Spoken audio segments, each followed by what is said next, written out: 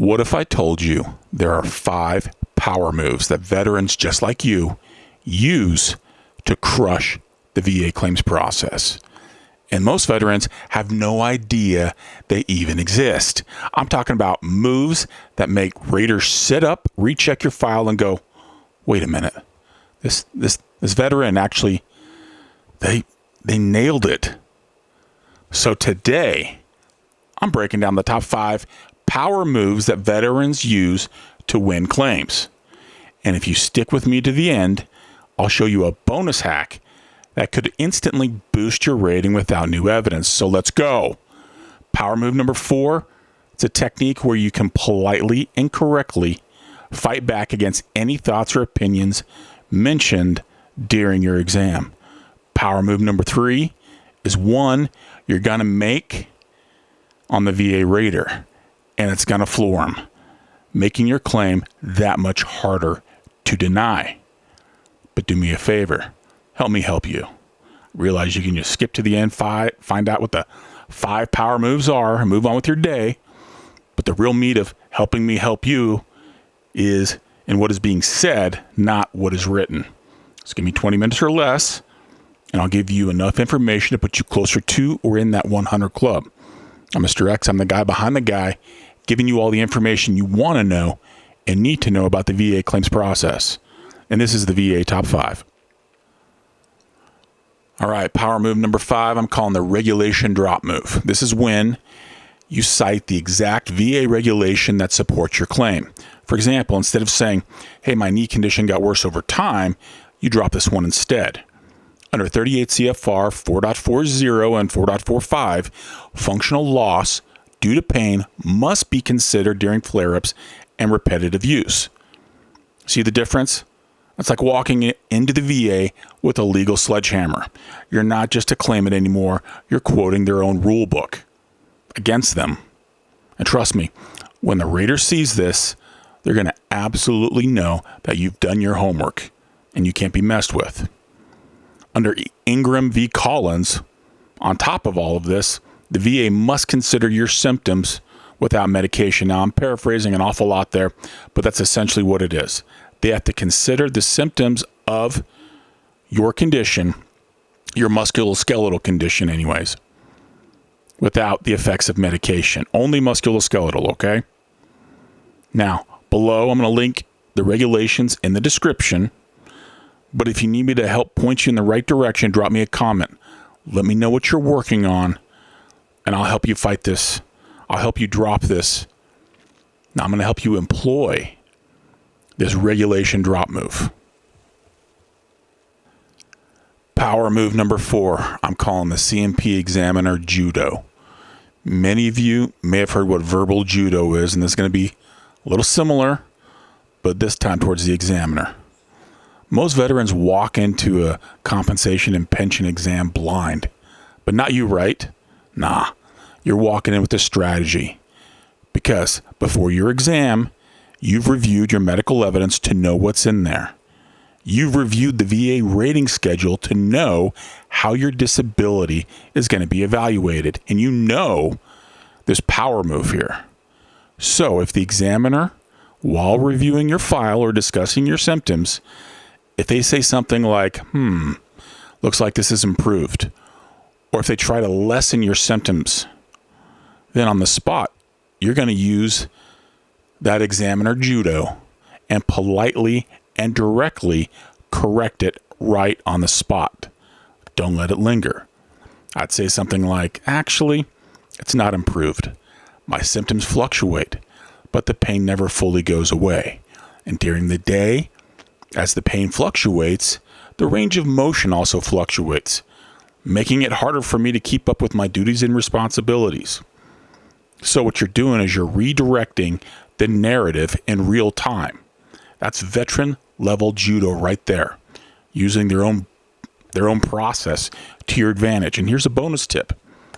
If you have to use this judo, okay, if you hear the examiner trying to minimize or reduce what you have told them, and you correct them on the spot, then after the exam, I would submit a statement to the VA detailing how the examiner tried to discount your symptoms specifically what they said, what they were, and how you politely corrected them by re-explaining your symptoms. That way, hopefully, the rater, when they're looking at all the evidence, they know what's going on, or they know what your symptoms are.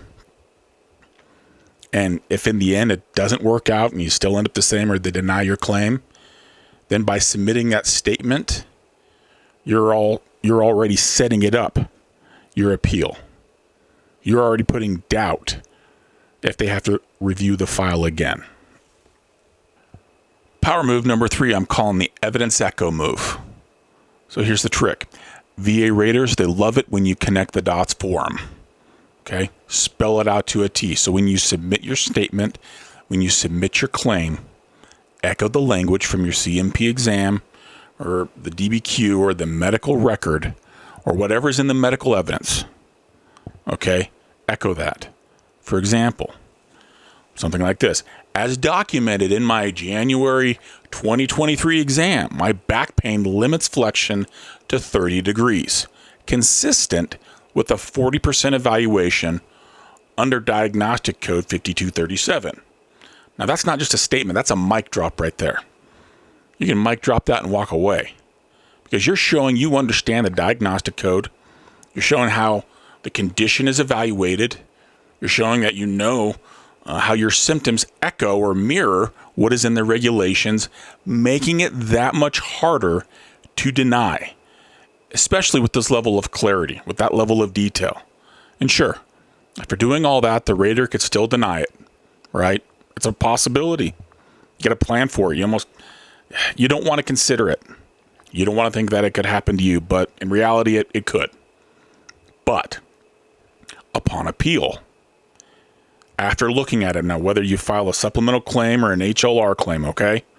If it's all spelled out like this, still, and the evidence shows, okay, that the pain limits your flexion to 30 degrees, if it still shows all of the above, then it's going to make it that much harder to deny a second time. I get it, okay? You shouldn't have to file a supplemental claim just to get what's yours, okay? It's a pain in the butt.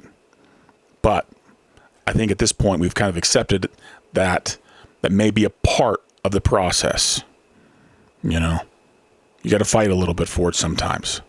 And the evidence echo move here, that's a power move that's going to help you with your current claim and or appeal if it comes to that. Power move number 2 should be no surprise to any of my regulars here.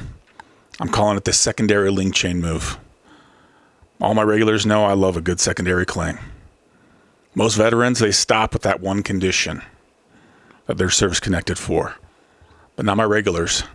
You guys know you got to build that chain, because you know that if you have that service connected knee condition and you have that chronic pain that leads to sleep disturbances and anxiety and depression, then you're not just filing for one claim. You're showing how the first domino knocked over 4 more along the way. And each one of those dominoes can be rated separately if you prove the medical link. That's how you turn that 10% evaluation into a 30 or a 50. Not as one condition, but that one condition, if they have 4 more dominoes granted secondary to it, that's how it gets to 50 or 70 or 100. Okay? You got to stack those ratings, stack them the smart way. Secondary chain link move. One of my favorites. I love it. I'm going to keep talking about it till the end of time, till you guys are all at whatever disability evaluation you deserve. Okay? I love secondary claims because they truly help you get to where you want to be. Power move number 1, the TDIU trump card move. Now, whether the pun was intended or not, yeah, I don't know. A little frustrated right now with the government. The shutdown is a little frustrating, but yeah, we'll leave it at that. We'll keep politics aside, okay? TDI trump card move, though. So if your combined rating doesn't reflect your actual ability to work, okay, then that total disability based on individual unemployability can change everything.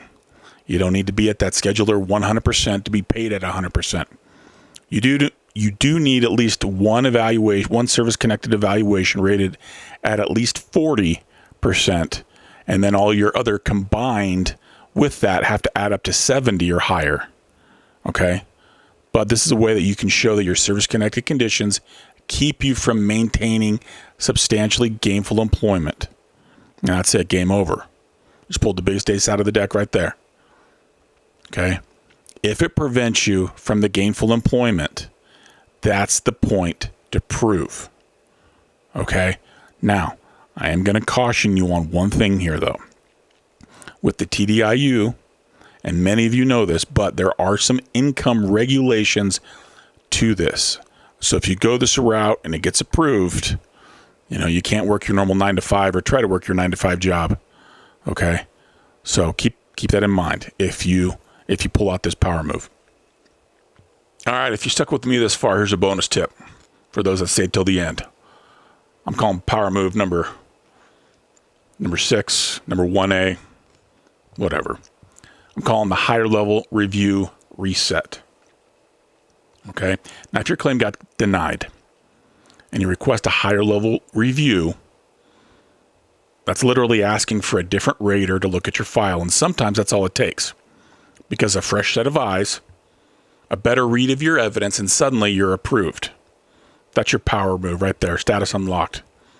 And as I've mentioned with some of those other moves, if you've laid it out, okay?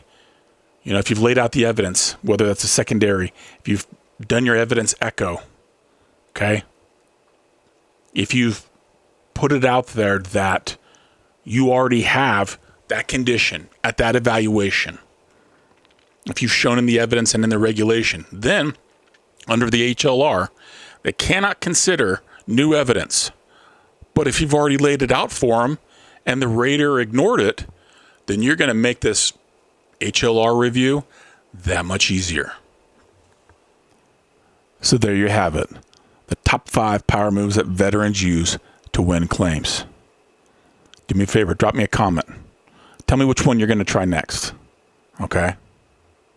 And if I gave you one, if any one of these you didn't know about before, and you're going to use it in the future to further your claim, do me a favor, give me that thumbs up. I've earned it. All right? You've earned those benefits. Now all you got to do is go get them.